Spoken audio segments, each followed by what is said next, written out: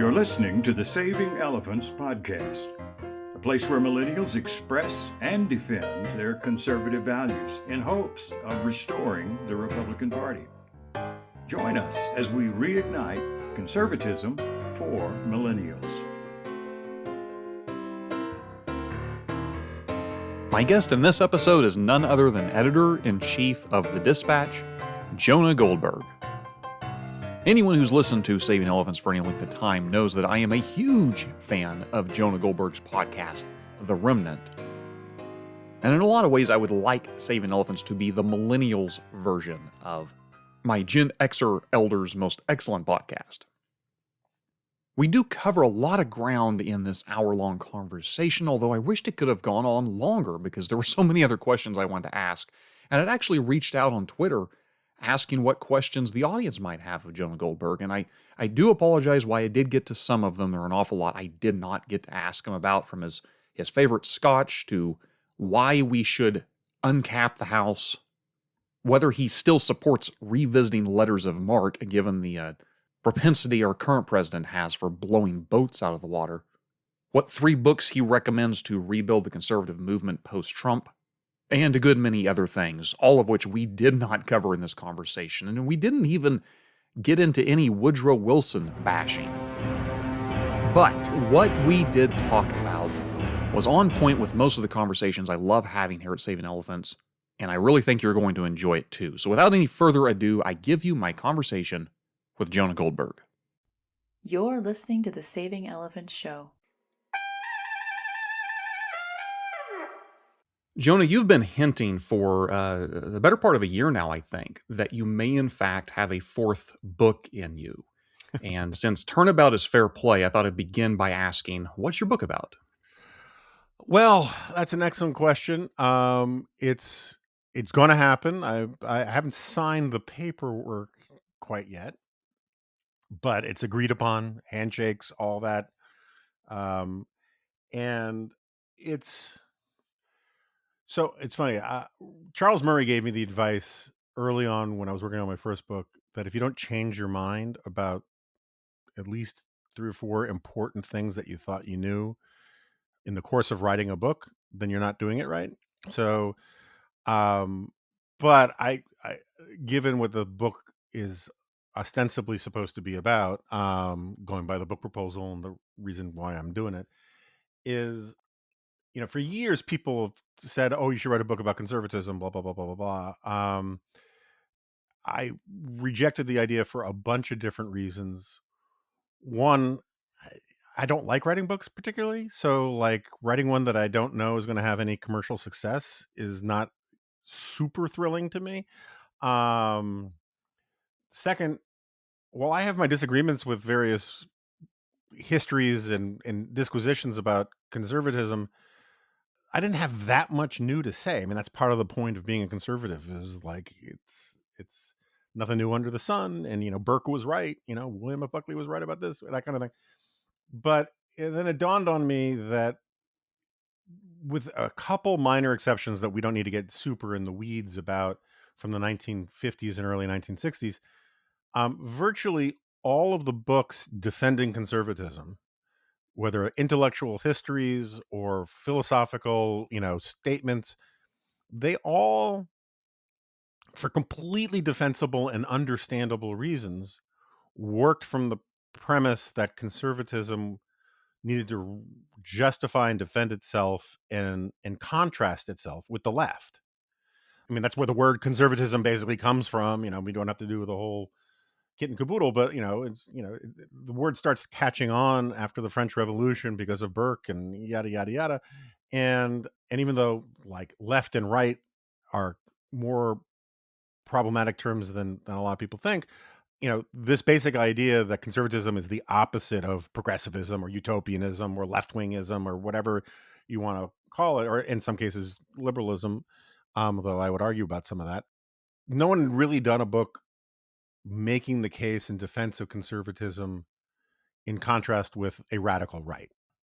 And I would, we can talk about horseshoe theory if you want, but like, I would argue that a lot of the stuff that we're seeing on, let's just call it the new right, and there are many rooms in the mansion of the new right, Uh, but a lot of that, the greatest threats to conservatism, as I understand it, don't come from the left anymore. They come from the right, particularly a bunch of sort of radicals who want to burn everything down or get rid of, you know, the Constitution, or what they call neoliberal economics. I mean, you can go down a very long list, or the American-led world order.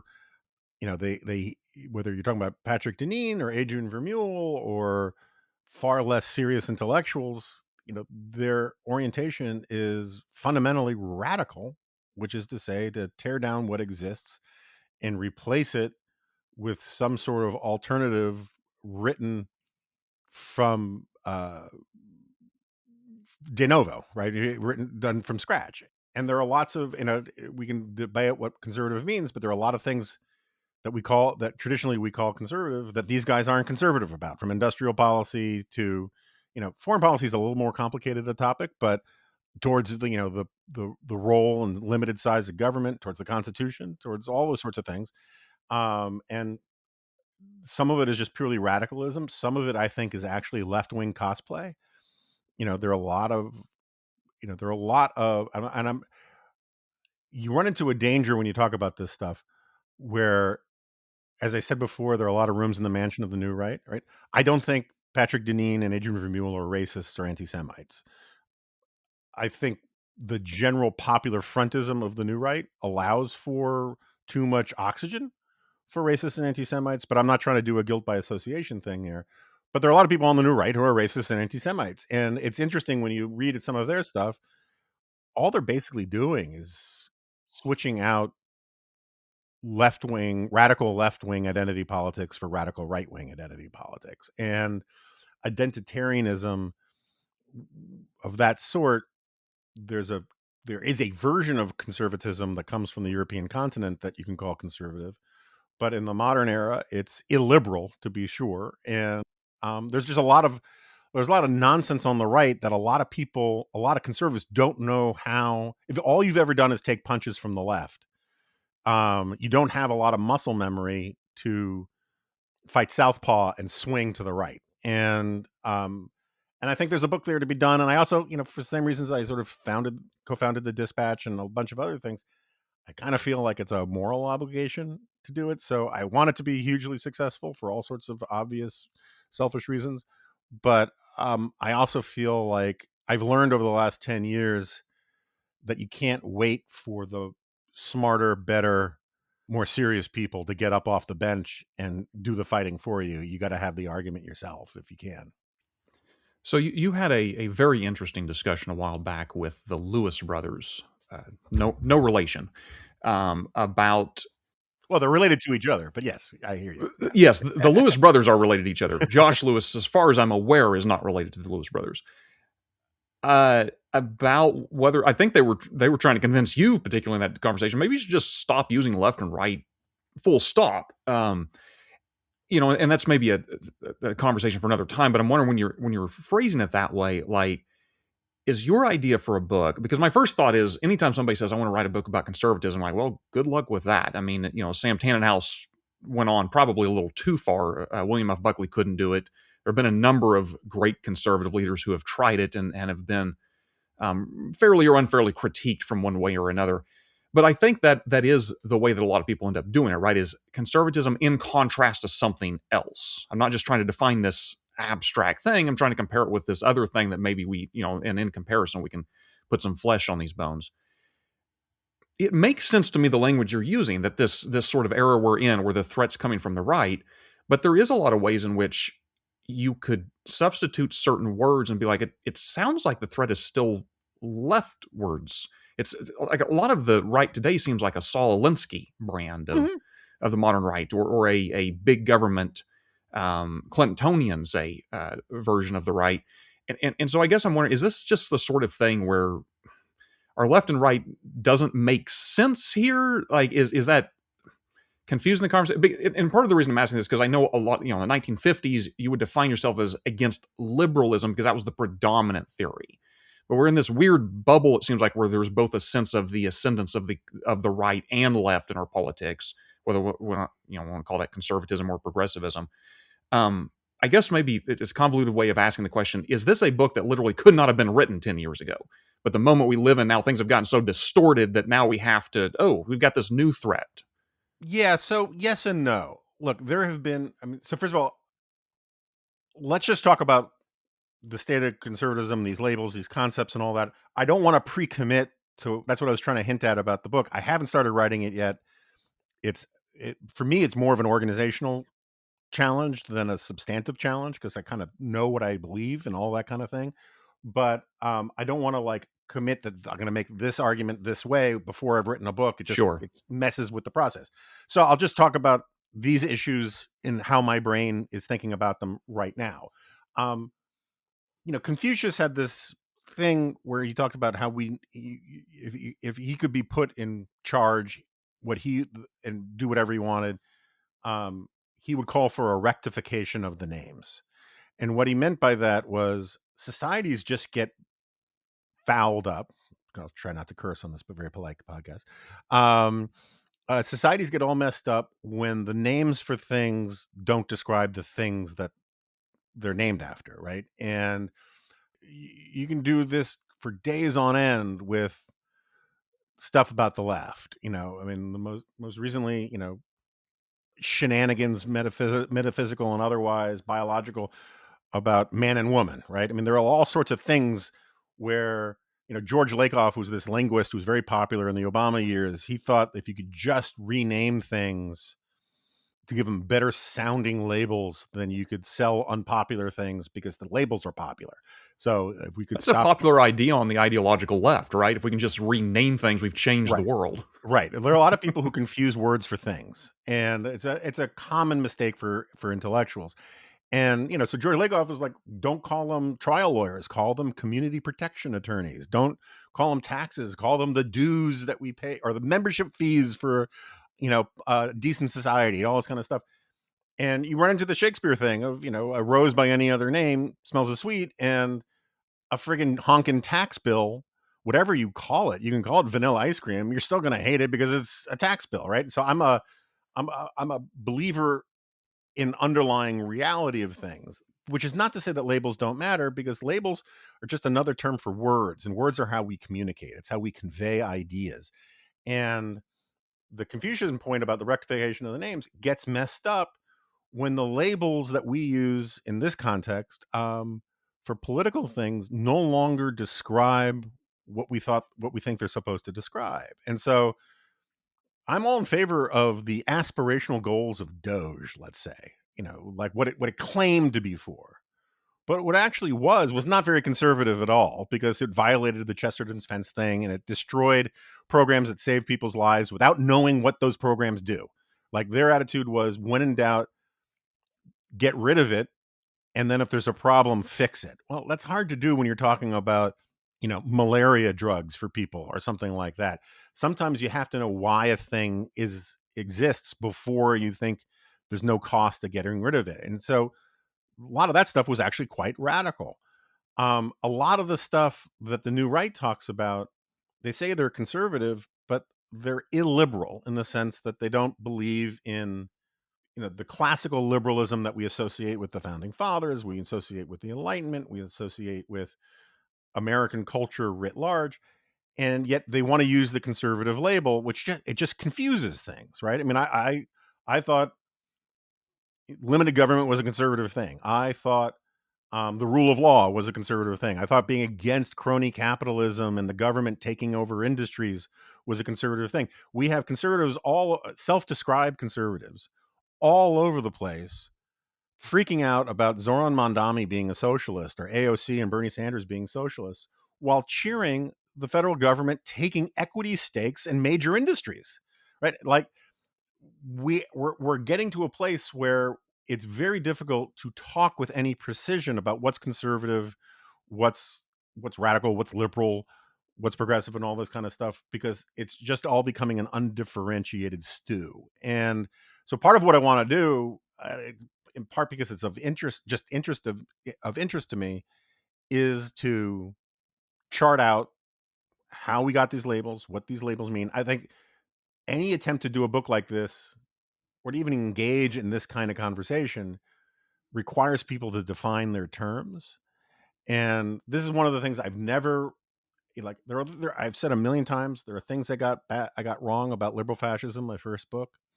There are things I would like to do over about it, all that kind of stuff. But on its fundamental thesis, or like of the 5 main points of the thing, I'm still committed to about 4.5 of them, or 4 of them. And one of the things I tried to do was define my terms. It's like, if you define conservative as commitment to the rule of law, commitment to the Constitution, and commitment to classical liberalism, commitment to free markets, and so on, then Nazism and Italian fascism do not look conservatism by that standard. If you define socialism or left-wingism or progressivism as a big state that intervenes in the economy, that tries to equalize outcomes, that wants experts from the government to basically ride roughshod as driving and orchestrating the economy, that you have contempt for property rights, yada yada yada, then fascism and Nazism, if you believe in identitarianism, if you think about people as members of groups rather than individuals, you go down a long list. There are a lot of things about fascism and Nazism that look more left wing than right wing to me. And if you don't define your terms, you can't have an argument about anything, because basically, particularly things about fascism or Nazism or whatnot, because those are just sort of synonyms for a lot of people for bad. Right. And you can't convince people that their views make them the bad guys. And so it can get really tedious. That's one of the things that makes me very nervous about doing the book, is trying to explain this in a way that's fair to the people I'm criticizing, and also clear to people who don't, like you and me, live in a lot of this crap day in and day out, and want to get to sort of the more important arguments than just a whole bunch of arguments about words and definitions. I had a listener write and had reminded me, because I'd forgotten this, that you have also made comments in the past about maybe writing a nonfiction, or I'm sorry, rephrase that, a fiction, maybe science fiction or something to that effect. I would assume at the moment you've got enough irons in the fire. That's not a serious endeavor, but is that something else that you would? Have you ever just wanted to break from politics completely and just write something in the more creative sphere? So we're recording this at 1:20 on December 9th, Eastern Standard Time. And it has been a solid 38 minutes since I had that thought. I think about that every day. I never planned on going into punditry or politics or journalism stuff. I wanted to write sci-fi novels and comic books. That's what I wanted to do as a kid. And I have clunking around in my head some ideas for some. I wouldn't mind doing a screenplay and all that kind of thing. I have some professional, personal, moral, political commitments I just can't walk away from. And given how busy I am these days, finding the bandwidth to sit down in front of the keyboard, right? Like, when I don't have to be in front of a keyboard typing at this point, I really should take advantage of it and do something else. But I think about it, if I had FU money, I would walk away from a lot of this stuff. At least for a little while. I would try my hand at a novel. I have a friend in Hollywood who wants to invite me to work on a screenplay with him. I still might do that, but I don't talk about it a lot, because one of the pieces of advice I give to young writers, or people who want to be writers, want to go into the profession, broadly speaking, I've gone into, is I always tell them, look, writers write. They don't necessarily get published, but they write. And I've just known a lot of people who talk about how they're writers but don't actually write, but they just want to be able to say it because it sounds cool. And I kind of feel that way about people who talk about novels and screenplays. Like, either you're doing it or you're not doing it, but talking about how you're going to do it, it just, there's a bit of a poser thing to it. So Sure. I answer the question honestly, and I'm sincere about wanting to do it, but I have not done it. And we'll see. I hit Powerball. My wife always says, there are these memes along these lines that, like, if I won the lottery, I wouldn't tell anybody, but there'd be signs, and then it's a video of some woman with like 60 border collies coming out of a barn. Like, if I won Powerball, there would be signs. All of a sudden there would be this cool foundation to help the dispatch run without me, and I would sort of disappear into the woodwork for a while. But anyway. I think the capitalist system and our lack of funds keeps us. I've often wondered how much of that just keeps us all behaving civilly in civil society, because it does seem to me that the two groups of people that buck social norms the most are homeless people and then the bizarrely independently wealthy Hmm. that just don't have any Sure. reason to maintain the friendships. Yeah. So like, so it's funny. I have thoughts on this. I'll start with first of all, like Charles Krauthammer used to. I used to talk to Charles Krauthammer about a version of this point. Charles always used to say that the quality of healthcare is deeply correlated with income for to a for a very long time until you get way out on the right tail of the distribution, and then when you get really rich, you can afford to buy bad healthcare, Like right? Michael Jackson being Like Michael Exhibit A. Jackson, Yeah, you basically buy the diagnoses you want right. rather than the ones that you need. Steve Jobs was like that. Steve Jobs had, I think it was either liver or pancreatic cancer. I think it was liver cancer. They could have done something, not guaranteed success, but they could have done something pretty early.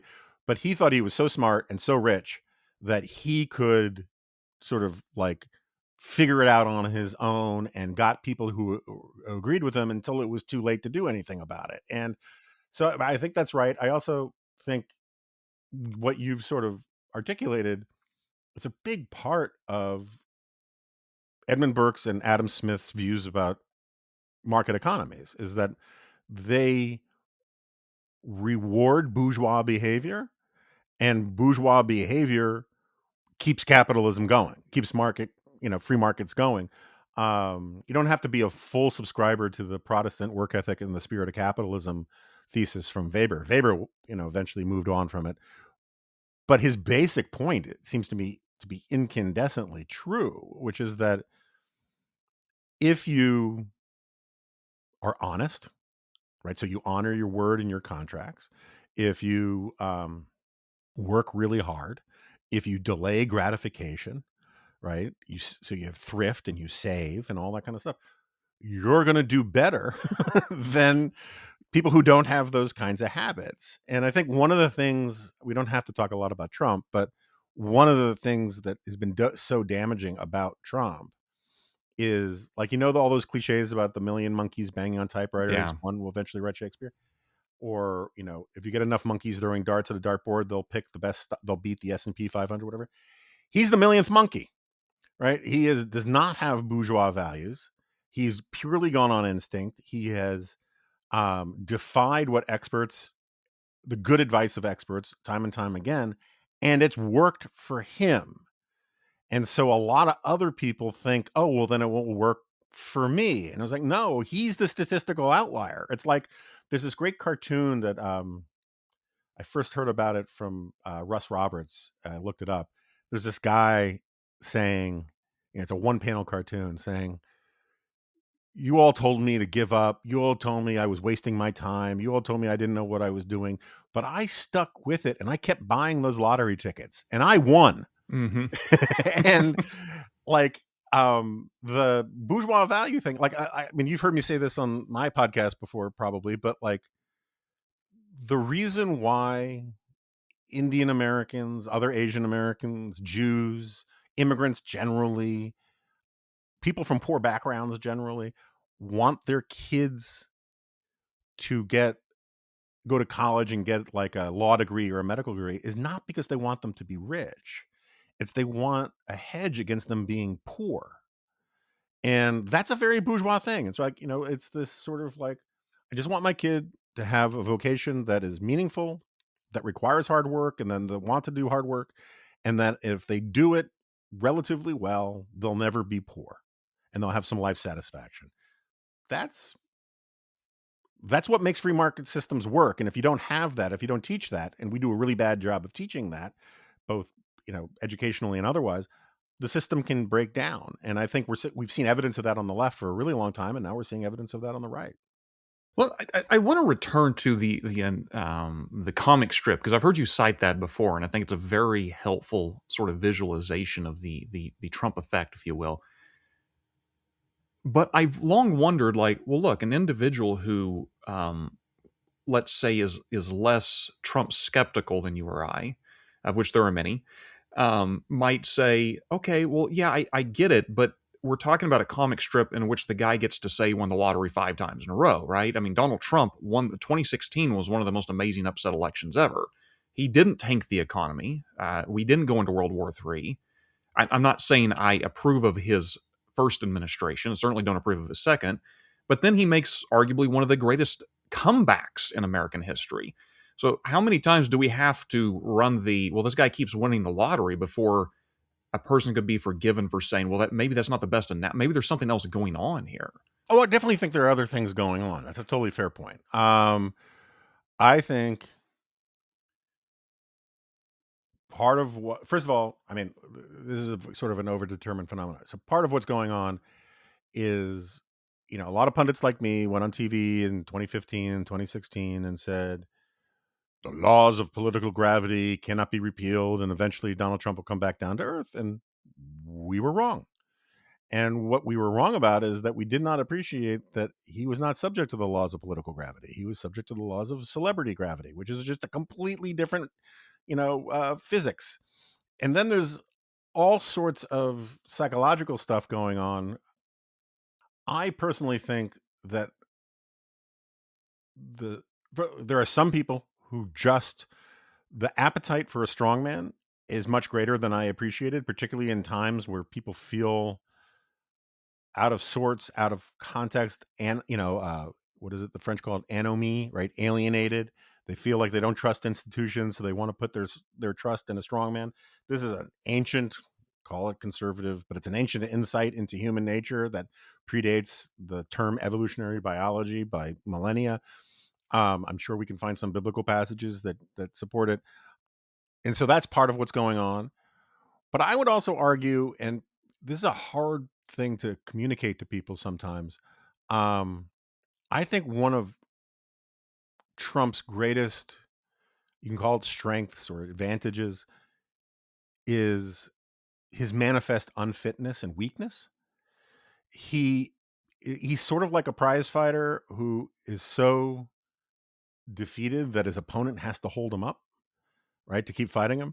His characterological defects are so great that it invites his supporters to fill in the gaps for him, right? This is the, I think, the impetus of that, all that, it's now jokey cliche, but that 4-dimensional chess stuff is, you can't offer a rational explanation for why he's doing some things, and he'll admit that, right? He says, I just go with my instincts, which is why he can contradict himself all the time and not care. But because it is so obvious that he is ignorant of history, that that he's a man of bad character, in all sorts of ways, no one wants to hear that. That's part of this whole big man sort of dynamic, right? If you like Donald Trump, you don't want to hear it, so you end up doing the heavy lifting of coming up with an alternative narrative. It's like I don't know why it's unfair to Irish people, but it's sort of, there is this cliche of a certain kind of Irish mom from Hollywood movies and some various TV shows who's got just a screw up of a son, and she will not admit it. So she internalizes this idea that the world was just out to get him, and they don't understand how smart he was, and they don't understand how great he is. You see a lot of that in America about Donald Trump, where you just state obvious facts about what he says doesn't make a lot of sense, what his arguments aren't true to a large extent, and because people don't want to hear it and they don't want to admit that they've been conned, they do the heavy lifting of creating this alternative version of the guy. So that's part of what's going on, and part of it is he's just too big to fail, right? I mean, like, once he won the first time, I'm not saying that he's a complete moron. He's got a real lizard brain shrewdness that works for him. Like, but sometimes it works for him in ways that I don't know that he's thought through. That sort of gets me to the point about him being the millionth monkey, insofar as, like, so he says the 2020 election was stolen, right? And it wasn't. That was a lie. I think he's convinced himself it wasn't a lie at this point, because that's one of the things he gets from like prosperity gospel and the power of positive thinking and all that, is as George Costanza says in Seinfeld, if you believe it, it's not a lie, right? That's what makes him such an effective bullshitter. But he said it for purely narcissistic reasons. Like he just couldn't handle the idea of being a loser, and he convinced himself it was true. But by doing that, it turned out to be politically brilliant for winning the primaries the second time around. Because normally when you've lost, you try to run again and your opponents say you had your shot, and why should we go with you again? You lost. And by saying I didn't lose, it was stolen, it short-circuited that normal part of the process. And which is kind of brilliant. I just don't think it was his plan, right? I mean, like a lot of these things is and so the GOP is thoroughly Trumpified now. There are an enormous number of people like in his cabinet, the extended MAGA universe. Some of them are trying to figure out how to live in a post-Trump environment. We're seeing that with Marjorie Taylor Greene and a few other people. But a bigger chunk of them, they understand that their status, their credentials, in some cases, their ability simply to make money are all contingent on maintaining the myth of Donald Trump's genius and strength. And they can't let go of it because it's in their interest not to let go of it. And so like I hear what you're saying, and I am sure there are instances where he actually was really smart and strategic that, I didn't pick up on. But I think for the most part, he's got this profound luck, and because he's and his shamelessness is such an unbelievable superpower that it causes people to sort of defer to it. And he's also very lucky. And again, I don't think he intended this, but he has the capacity to make his enemies destroy themselves with, I hate the phrase Trump derangement syndrome for the most part, but in the context of a lot of people on the left and some people on the right, they make such fools of themselves that, and the problem is he's subject to celebrity gravity. So when he makes a fool of himself, it doesn't get scored against him. But when, some longtime columnist or TV host or movie star or Democratic politician or Republican politician makes a fool of themselves and gets out over their skis in their opposition to him, they look like idiots. That's what happened. Remember, Marco Rubio tried to give back to Trump, in the 2016 race, right? And he looked like an idiot for doing it. I kind of liked it, but most people thought, "Oh, this is beneath him," and blah blah blah blah blah. And it also works for the pro-Trump people. Like most of the Trump imitators fail because it's a shtick that really only works for Trump and doesn't work for anybody else. This moment we're living, because I mentioned to you in the green room, I wanted to talk a little about the future. Not necessarily the best topic to talk about sometimes, because we don't know what the future holds. But I'm of two minds on this. I've heard you talk often about, and you'll have to forgive me, I know one of your colleagues at National Review had brought this to your attention, but I'm blanking on the name. The individual was talking about how the post-Trump GOP would probably look more like Ronald Reagan's. Yeah, Charlie Cook had this theory about this. It was okay. Yeah. I couldn't remember who it was. So Charlie Cook. That if we look at how this has been done before, saying the post-Nixon era, we didn't relitigate all of Nixon's crimes and come to some sort of a reformulation. Rather, we just sort of talked about it the least amount we could and sort of had a new era. I could see that going forward, that kind of the next wave or generation of the GOP being whatever excesses of Donald Trump there are, why relitigate that? Why talk about January 6th anymore? And we tried that in the 2020 election. Why are we even talking about this? 2024 election. On the other hand, there's the argument out there of the Liz Cheneys of the world who have essentially said, look, until we can fully call a spade, and I don't... we'll take Cheney out of it for a moment. I don't think it's a sense of we have to excommunicate everyone who's had even the least mild, I'm not going full-blown bulwarky, if you will, here. We have to get rid of all those who are even mildly okay with Trump, but rather just being able to differentiate between, no, that was an actual breach. Trying to steal an election was something that, a move too far. Because one of the things that occurred to me, even in your response, The difference, I think, between the moment we're living in now and, say, the Nixonian era, and maybe it's just a process of time, maybe as time goes on, this will change, is we didn't have an entire cottage industry around Richard Nixon continuously trying to defend the guy's actions. There was sort of widespread, I wasn't alive then, but I would presume widespread consensus, probably best that we didn't stick with that guy, or rather that we didn't just sort of double down on there's nothing to see here. So I guess that's my question is Charlie Cook's path forward possible, or are we in a different moment where the only way the GOP could ever become a thriving party, say through generations to come, is to have some sort of a recognition of, no, we need to actually draw some sort of red lines and say these are the lines that were not okay that people had crossed? Well, I'm very much in favor of drawing red lines, and I do think there's going to be a massive fight in the post-Trump era. When the actual post-Trump era starts, we'll see the skirmishes after the midterms if the Democrats take back the House, but then the Democrats are probably going to impeach Trump, so it might seem like we're stuck with Trump even longer. But Trump could, I don't want Trump to it seems like there's one thing impeachments have shown us, is that it just makes the impeached president more popular. With their own party, at the very least. With their own party, fair enough. Yeah, I mean, Clinton got more popular in general because it was sort of a referendum on the GOP overreaching. But anyway, we don't need to get into all that. So I do want to be a little fair, just clarifying for Charlie Cook's sake. He was talking about in the 2020 cycle or the 2024 cycle about how Ron DeSantis shouldn't go around, or whoever shouldn't go around relitigating all the Trump stuff. They should be be forward looking.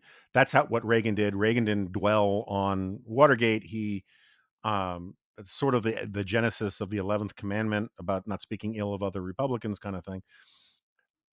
And so I'm not saying that I don't know what Charlie views the post second term world looks like. I just don't want to ascribe a thesis to him that he may not hold in this context. Okay, so that said, I'd say first of all, there's gonna be a big. I think there's going to be a big fight. I think for the reasons that we've already sort of discussed about how the rules for Trump are different than they are for everybody else. There are a whole bunch of people who want to have these arguments about trade policy, right, or foreign policy. They're just terrified of getting attacked by Trump. Well, if Trump is in some way out of the picture, I just don't think these people are as scared of a mean tweet from from JD Vance or Don Jr., right? I think it becomes a much more normal political fight about the future of the party and the future of the right. And I think that the old, shall we call it a remnant, but the Reaganite normie Republican parts of the party are much bigger than people realize, and much more eager to get past a lot of this drama. But for those psychological reasons, they don't want to hear you attack Trump, right? They just don't want to. They don't want to have their judgment questioned. They don't want to be told they backed a bad guy or anything like that. But going forward, I don't think Trump imitators are going to have nearly the kind of stickiness that Trump had with a broad coalition of people. Moreover, the MAGA coalition is different than the Trump coalition, and the Trump coalition is different than the Republican coalition. And we're already seeing different versions of sort of MAGA, right? I mean, I think Marco Rubio represents one version of a MAGA future, and JD Vance represents another. Ron DeSantis kind of represents a third, whether he calls it MAGA or not, right? So there are going to be arguments. I think that's good. I think democracy is about arguments. I think the conservative movement's successes prior to Trump were from its willingness to have internal arguments about important things. And so I think there will be something of a reckoning, which is one of the reasons why I want to write this book, is to be part of that debate, that conversation. Yeah, on the and I think there are a lot of people lying in wait, keeping their powder dry to join that fight, right? I think that and it's going to happen one way or the other. At the same time, I think that the GOP is never going to go back to what it was in 2015, but what it was in 2015 was very different than what it was in 2005, and it was very different from 1995. I think the pendulum is going to go back towards normalcy, or at least that's the world I'm trying to will into existence. But like, if at the height of the Tea Parties, if I had said, this whole thing is just going to unravel and spiral out of control and be taken over by various, regional direct mail marketing warlords, you would have thought I was crazy, but that's exactly what happened, right? And I think that's what so much grifting nonsense in MAGA world. I don't think the whole thing holds together. And does that require you to criticize Trump? For some people, maybe yes. For some people, maybe no.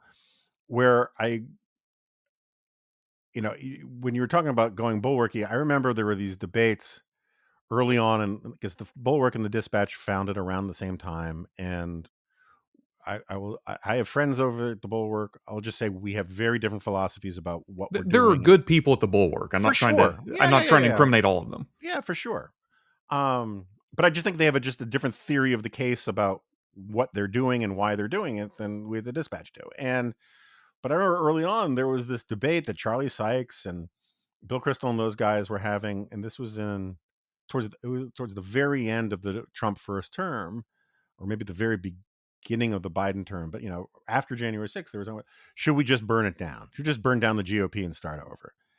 And we at the Dispatch were like, maybe the GOP should go, maybe it shouldn't go, but who among us has the ability to get rid of the GOP? If we had that power, Trump never would have been nominated in the first place, right? I mean, it's like, I firmly believe China should become a liberal democracy right now. I can't do anything about that.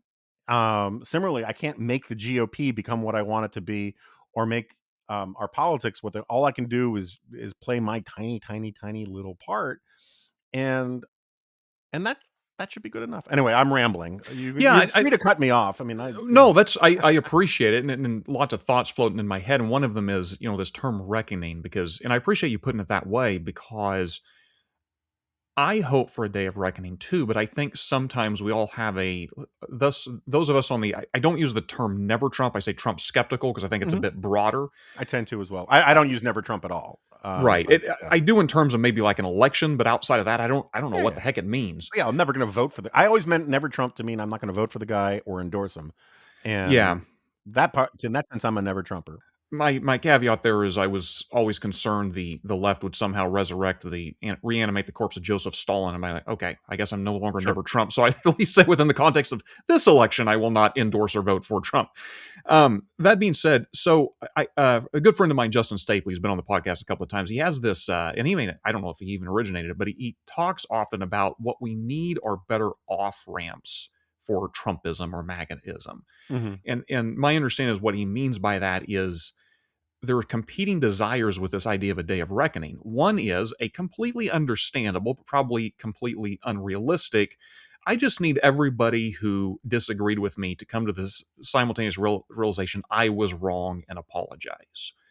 The other being, okay, well, maybe they're no longer a Trump supporter, but now they're a Ron DeSantis supporter.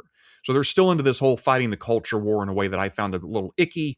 But, Ron DeSantis is not someone I would ever, pray to God is the case, would not ever try to overstill an election, say. So in other words, we're nudging people in a more gentle direction of normalcy. We're nudging people in a direction that's more conducive to liberal democracy.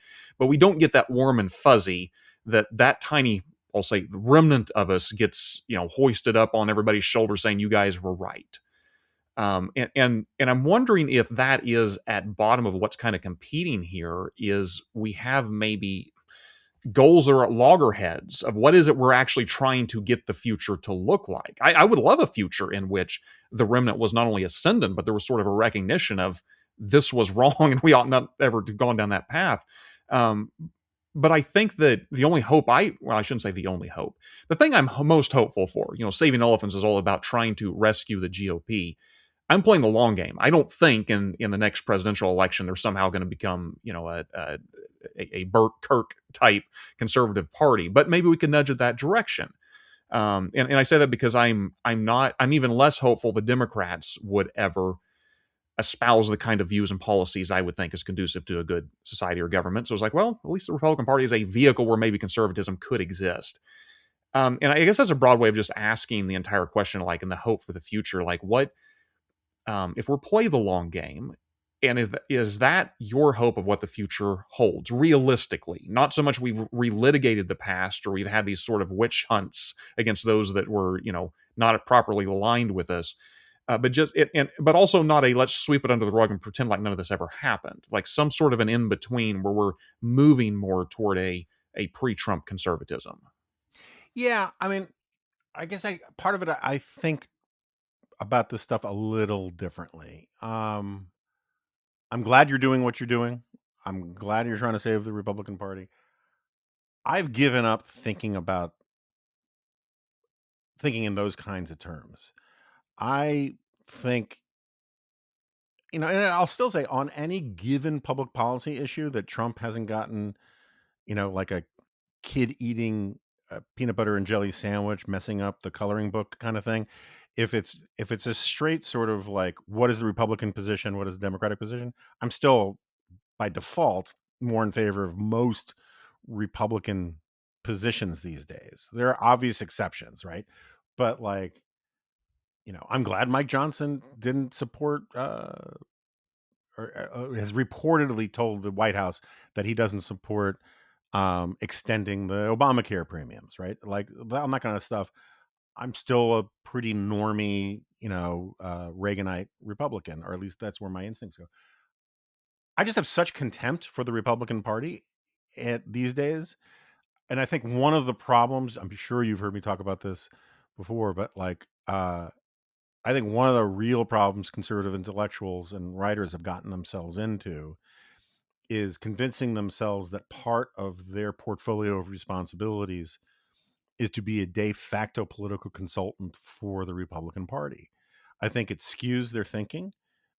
There are all sorts of scenarios in which it would actually be very good for various Republican politicians to lose.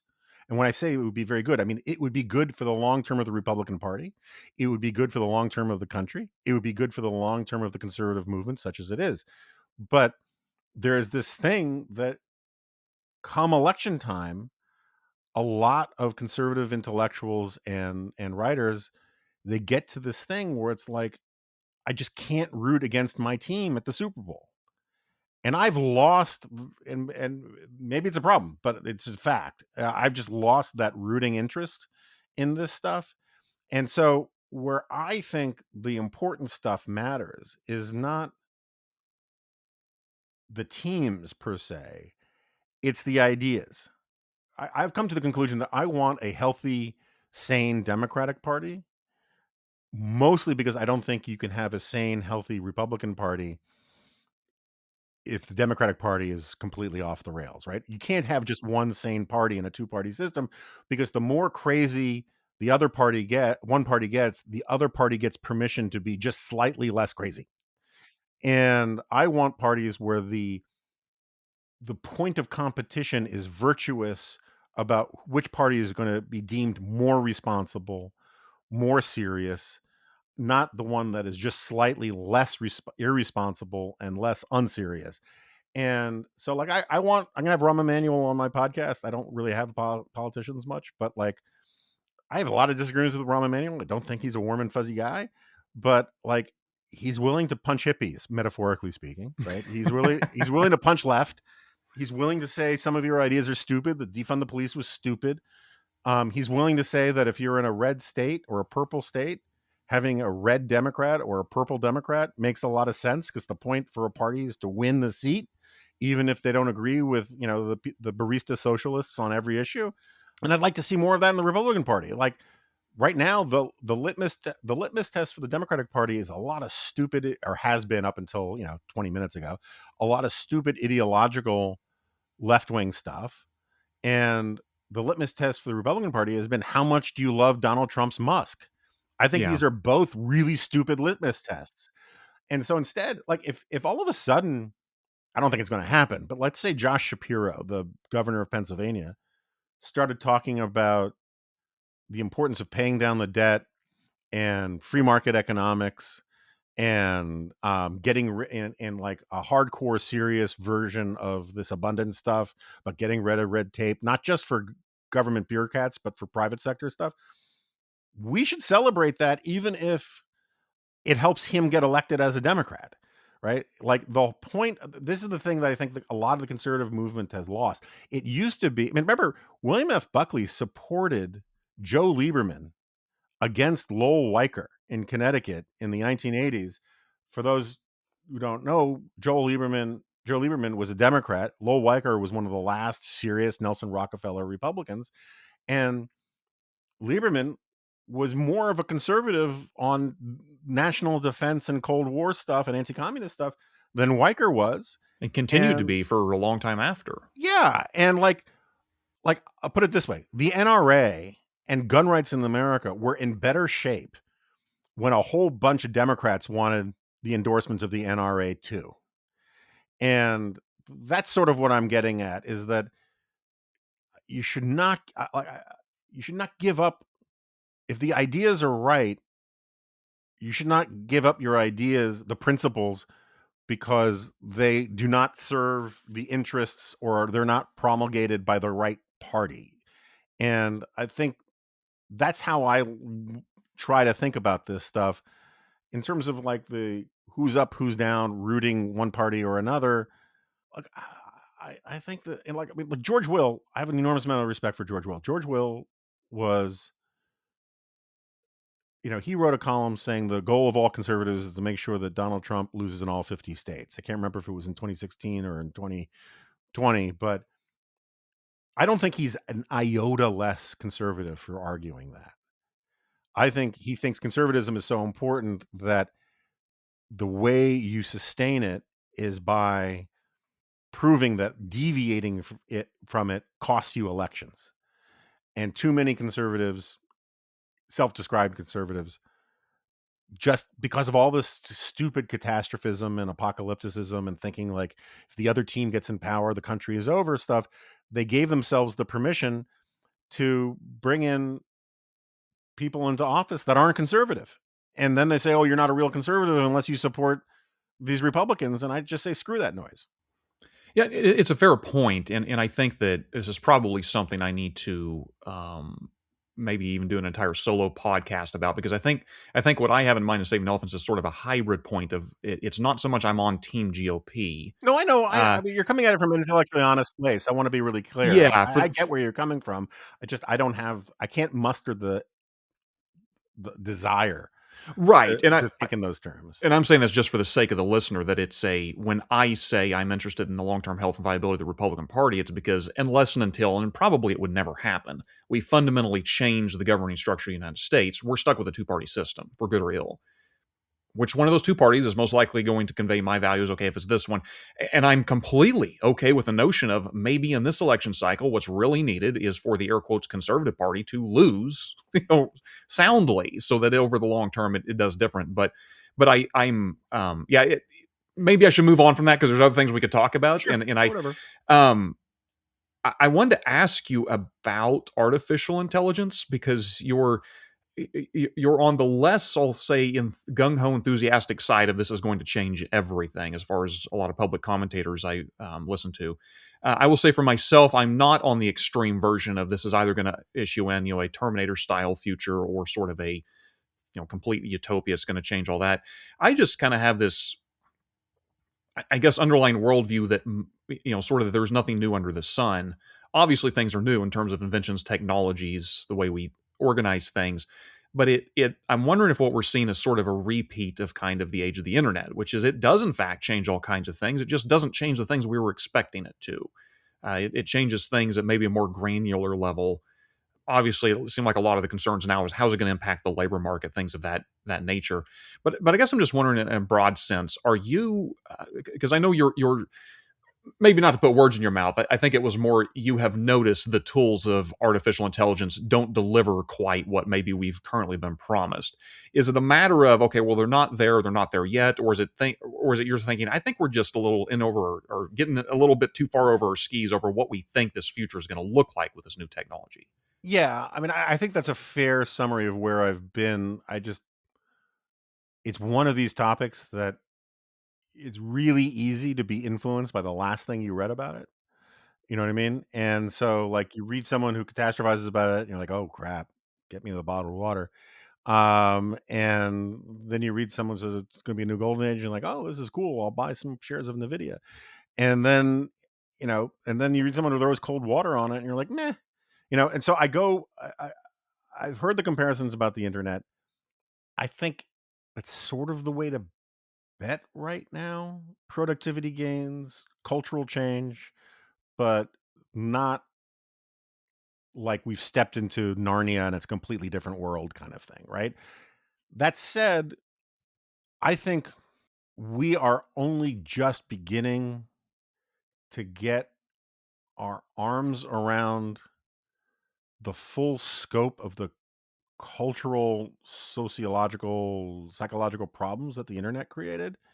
Um, I mean, Jonathan Haidt deserves any award that he's eligible for the work he's done on this. And the day we're speaking, I'm supposed to go to CNN later, and one of the things we're supposed to talk about is Australia's ban on social media is going into effect today. I'm in favor of that. Um, and it is entirely possible that the cultural normative changes that come from AI are going to be pretty disastrous in ways that the material benefits of AI don't really compensate for, like, and I truly don't know the answer to that. But like, I know my daughter, she went to a pretty good school, and the kids in computer science don't learn to code. She said they just basically have AI write the code for them, and then the professor would have AI grade the code, right? And so, like, no one's doing the work. And I think that's already a huge problem in our culture of people not doing the sort of that Protestant work ethic. Kind of the point is to build up the muscle memory, to create the habits of the heart stuff. They just want to skip ahead to the results. AI is going to help with that in all sorts of ways, and it's going to be crazy disruptive. Like, I was just reading a piece about how AI is creating a total revolution in the porn industry, and the mind reels about the grotesqueness that people are going to come up with when you are no longer limited by the biological limits of human beings to depict depraved things. We've already seen what porn has done to young men with live action model. I mean, like, so there are all sorts of things. I don't know. I would love to see more like super molecules and miracle drugs come out of AI to say this is all worth it. But I think, I mean, this is one of these things I have come around on. I've always argued that technology changes culture in ways that people don't appreciate and don't want to really grapple with. It was Jean Twenge, who's a sociologist who does stuff about generations. And I used to be very skeptical about the generational stuff until she made the case, and it was sort of an epiphany to me. I've been saying this stuff about culture for years and years and years and years, about technology and culture changing things for years and years and years. But I was always throwing cold water on generational differences. And then it was her argument that changed my mind on it, which was that generational differences do not come because of events, where were you when kind of things. They come from technology. The people who grew up watching 4 channels on a TV that you had to get up to go change the channel on grew up in a different psychological, sociological environment than the people who are constantly streaming all over the place. The people who grew up without cars lived in a very different universe than the people who grew up with cars. And I mean, I'm sure there are some events, World War II, right? But one of the reasons why World War II is such a marker is that it is such a big event that it changes the occupations and the technology that people deal with on the ground level, right? But like 9/11 was not the cultural event that a lot of its fans or foes or whatever wanted it to be, because it just didn't change people's lives that much. I remember I first started getting into politics in a serious way around the time of the Clinton impeachment and Lewinsky scandal, and people talked about how this is going to have these massive repercussions about the culture and all these kinds of things in all sorts of ways. I'm not saying it didn't have any repercussions, but it didn't have the kind of anything like the impact of the iPhone. And I think AI, if I were a politician, I would be arguing right now for forcing schools to go back to in-classroom test taking right now. Just skip the, oh, we can figure out a way, AI detection and all the rest. No, screw that noise. People are going to be able to cheat. When they can cheat, they don't learn. Make them come in the classroom, make them read the books, and do it the old-fashioned way. And if the teachers' unions don't like it, sucks for them. Because I think that kind of stuff is coming, regardless of whether AI achieves all these other things. So, and I'll ask a follow-up final question, I guess, on this, because Saving Elephants, of course, is tailored to my fellow millennials. I want people of all generations to listen, but I feel a special calling to speak to my generation for reasons I won't get into right here. When it comes to AI, I'm wondering, and I hope I'm not just being overly optimistic. Something I'm rarely ever doing is being overly optimistic. But I've wondered if there is some hope in that we get a sort of a do-over in this generation of trying to figure out how to successfully navigate these technological changes. In that, in a lot of ways, I think we're still in the baby boomers world. They still hold a lot of the power and the keys and such. And so maybe it's not entirely fair for me to it seems weird to accuse you and your fellow Gen Xers of being insufficiently cynical, since that's what you're somewhat known for. But the coming of age of technology in the the internet era, the email, even social media, and this is just my personal view. It could have been very different, but from what I could tell, it was a little bit more blue sky and optimism at the beginning. Oh, for sure. This idea, especially Facebook, it was fun when it was just you and your college buddies, and then sort of post college, it was how I kept up with all my friends. And then it took a little time for us to all sort of collectively realize, wait, this really sucks. There's a lot. I get to connect to the world, but the world gets to connect to me, and that's not always a good thing. And so I'm wondering if there isn't the capacity for some hope in that with the Gen Xers, the millennials, having a foot in both the analog and the digital world, being able to say, look, we've been through this before. We know all the things you listed. I could easily envision all the ways it's going to change pornography. It's going to change work ethics. It's going to change all this stuff. But are we now in a world in which we have, and cynicism is the wrong word, the ability to be a bit more clear-eyed about it, the ability to direct policy, maybe direct culture, maybe direct habits in a way that we didn't really have the opportunity to before because we didn't know what destruction this could bring, that maybe the future could be less dark, that maybe we could successfully mitigate against some of these things? Or is that just complete wishful thinking because human nature is so strong that we're all going to, go for the sugar high before we'd ever get this right? I think both things are not only possible, I think both things will happen. Like, we're talking about, a massive country of 340 million people, something like that, right? And some people will take away the right lessons from the internet utopianism of 25 years ago and raise their kids better because of it, right? Like, right now, at least among, this is one of the problems that we have, not to sound like Charles Murray with coming apart, but one of the problems we have with our elites is they won't preach what they practice, right? They won't tell people of lower socioeconomic status, actually, you should get married. They get married. The elites get married, right? Right. All that kind of stuff, but they don't want to sound judgy or preachy about this kind of stuff. The number of people in Silicon Valley that don't give their kids a smartphone. Exactly, right? And and so it's entirely possible that, like, the work of Jonathan Haidt and some others has given people permission to say, let's not do that again, and come up with stuff like in-room glass test taking and all the rest. And I think that's possible. There are other people who just won't care, and they all just do shortest distance between, where they are and what they want. That's what they'll take. And that's sort of life, right? I mean, that's the nothing new under the sun thing. Some people have better values than other. Some people are just better at adhering to their values than other, and those values aren't just like these abstract principles that sound good rhetorically. Like if you actually live those bourgeois values, like odds are it's not a guarantee, but it's a hedge, and it reduces the risks, the chances of the worst outcomes.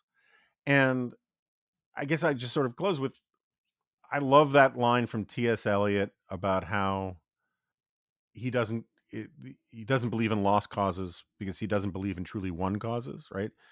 Um, I mean, you were talking earlier about whether we're going to have, we were talking earlier about whether we're going to have a reckoning and understand that Donald Trump is, uh, you know, we're not going to get you were right, I was wrong stuff, right? And I've made peace with that a long time ago, but even though I was right and they were all wrong. But what I think that's why a lot of us start a podcast, so we can at least say that to somebody. Yeah, no, exactly. But if there is an idea that has been more thoroughly disproven by real world use case modeling in real life, it's communism. If you add it all up, 100 million, something like that, people have been murdered by communist regimes. Communist regimes have immiserated their own people. Communist regimes were toppled by people seeking freedom and liberty. The countries that then embraced Western-styled liberal democratic capitalism thrived, while the ones who clung to communism stayed poor and miserable.